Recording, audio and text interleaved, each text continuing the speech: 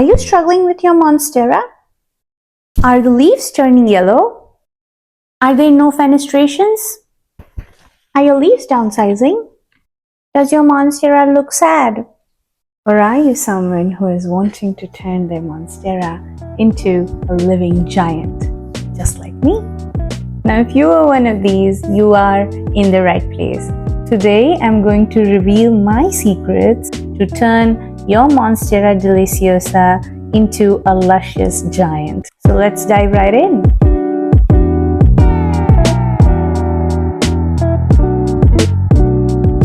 Hello my beautiful people, this is Shaya and today we are here to talk about our most beloved Monstera deliciosa. In this video, I'm going to be talking about my journey with my Monsteras, my secrets to grow them really big, and of course, the most important care tips that you might not come across anywhere else. Now, this one is the most requested plant videos on my channel, and I can totally understand why. Because we all love this giant for its ginormous, articulate, and beautiful foliage. And of course, the kind of jaw-dropping statement it makes when someone walks into your house.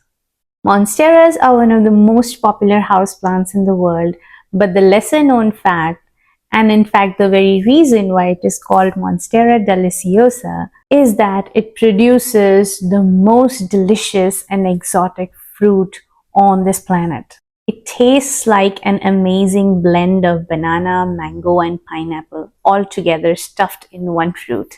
This is what it looks like.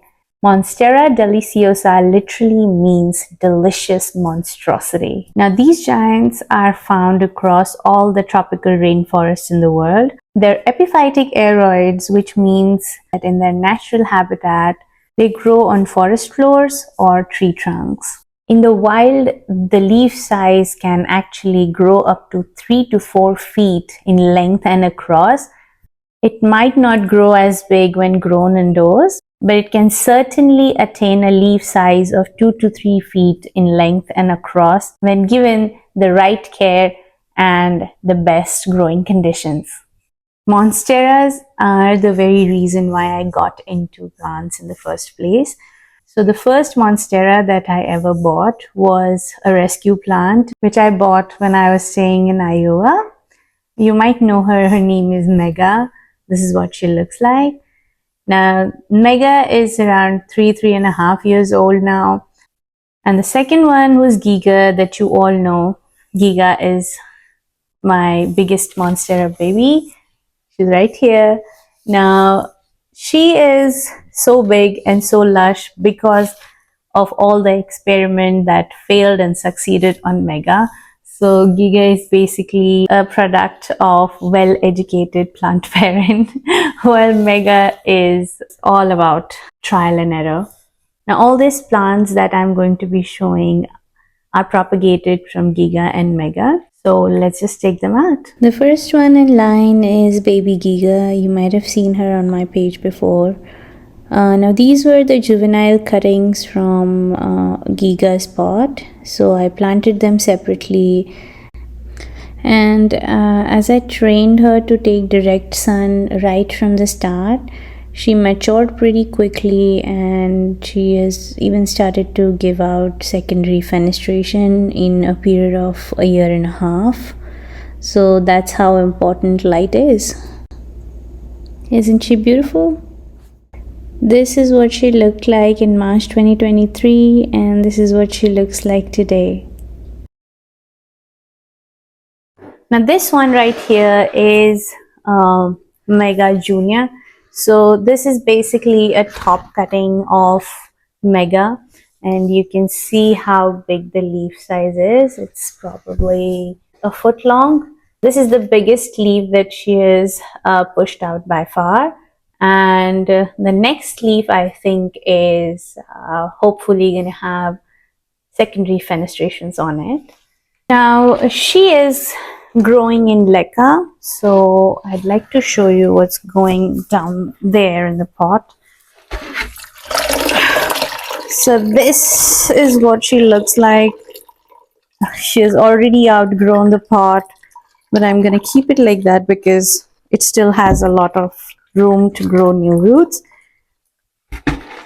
Now, Monsteras don't really need a moss pole to climb on. You can provide them with a wooden plank or a stake, but I gave her a moss pole because they were just single leaf cuttings, and it is way easier to grow single leaf cuttings with a moss pole. Now, this moss pole is made up of cocoa chips and moss together. She has completely attached herself to it, and it's impossible to get those roots out of the moss pole. So this is Mega Junior. Now this one is Mega's other baby. Now these are all the top cuttings. I think there were 3 top cuttings from Mega, and I popped them into soil. So these guys have been growing in soil and they've been doing pretty well. Look at the size of the leaf. This one is the newest leaf and it's probably a foot long. Ain't she pretty? So from these 2 plants, I made all these plants just in a matter of 2 years. Now the only variegated plant that I have by far is this. This is my Monstera Thigh constellation. Now this baby is a clearance section find. I know I'm very lucky because I found it in the clearance section. It has a little bit of damage, but it was pretty healthy, so I got 2 and I planted them both together in one pot. So this is my Thycon. And this one I got from JC. These plants were about to be trashed. Like, it is very sad. So there's a lot of damage and it is still recovering. So when I got it home, it was literally sitting in water, and that's why there was a lot of rot and mush in the root system. So I had to cut a lot of roots, and because it was deprived of aeration, I thought that instead of potting it into soil, I'll give it some time to recover and plant it in leca. So far so good. She's doing really well in the leca. Now she had a significant damage on the new growth points, so the leaves kind of rotted away, but she actually had the energy to push them out, meaning the next leaves are going to be healthier, and I'm really excited about it. Now let's talk about the important care tips. First things first, light. Now these beauties love light. Now, if you have read about Monsteras or seen videos about Monsteras, the thing that pops out the most is bright indirect light. Honestly, it is high time we get over that bright indirect light syndrome and put these babies in really bright direct light. I'm not saying that they won't grow in bright indirect light. They will certainly grow, and they'll grow well in bright and direct light. But if you want to turn them into giants, if you want to turn them this big in a year, you need to let them photosynthesize like crazy. And by that I mean these guys need to be placed into a south or west facing window where they get around 6 to 8 hours of direct sunlight. Now, there might be people who would just hate me for saying this, that I put my plant in a south-facing window and it burned my plant completely. I don't blame you. These plants, or any plants in general, stay in a greenhouse their entire life. And then when they're moved to a big box store, they're growing in artificial lighting. And then when you bring them home, they are into a completely different light conditions. So when you bring your plant home and you place it into direct sun immediately, it is bound to go through shock because it has never had that kind of exposure all its life, and then you put it right in the window, it is bound to burn. But if you train it slowly, when you bring your plant, keep it 4 to 6 feet away from the south facing window, and then gradually every 3 to 4 days you move it closer and closer, and then in a matter of 1 or 2 weeks you can drag the plant and push it against the south facing window. Now when you're pushing it towards the window, make sure that the foliage faces the window and not the other way around. In that way your plant will keep growing facing the same directions. So when you have guests coming at your place, or when you have some occasion where you're going to showcase your plant, you can just flip them over and the entire big foliage will be put to display. Now, if you want to test if your plant is actually getting the best quality of light or the best light exposure, you will see differences in its growth. Now, Monstera stems tend to get thicker after every leaf if it's getting optimum care or optimum light conditions. As your plant grows, the stem size will gradually keep on increasing and the internodal spacing will start shrinking if it is getting enough light. And if it is not happening, if your plants are getting long and leggy, it means that it is not getting enough light and it is trying to reach the light source. And that's why your leaves might start downsizing, meaning they'll start growing smaller and smaller leaves, or they will stop putting out fenestrations because they need more surface area to photosynthesize. So the fenestrations will start disappearing if you don't give them enough light. But if they're getting bright direct light onto the leaves, they're going to start producing more and more fenestrations with each leaf, and the leaves will keep on upsizing until they reach their full potential. Monsteras have fenestrations for a reason. Now, when they're growing in the wild or when they're growing on a forest floor, these plants actually grow under the canopy of bigger trees. So they're already receiving filtered light. Now, when the plant starts climbing onto a tree trunk, what happens is the leaves underneath don't get enough light. So to combat that, these plants have these beautiful little fenestrations so that the light could actually penetrate through these little holes, so that even the leaves underneath get enough light to photosynthesize. So the idea is more light equals more photosynthesis equals bigger leaves. Because the plant is growing so big, it will have to suffice the leaves underneath. So it is going to produce more fenestrations. So the main ingredient to the recipe to grow ginormous leaves is light. The next most important thing is watering. Now, whenever you're watering the plant, make sure that you water it thoroughly, meaning the water should run right through the drain of the pot. Now, overwatering your plant does not depend on how much you water your plant, but how often you do that.